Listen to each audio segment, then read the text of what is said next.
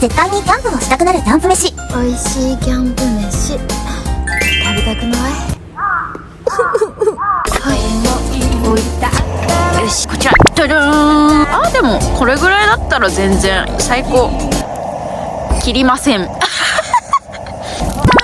かまぼこ減塩ってところがねポイントです。ダダン。オッケー、こちらです。じゃじゃーん、うどんスープ全部入れて大丈夫なレベルだ。麺天じゃん。あ、甜麺じゃんこれ入んないもんな。あ、入んない。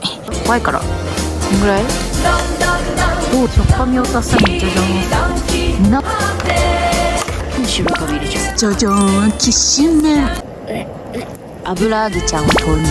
かまぼこ様をどっさり。いってらっしゃい。あ、待って待って待って、やったやったやったやったよー。開けていきたいと思います。オープン。うわいただきます。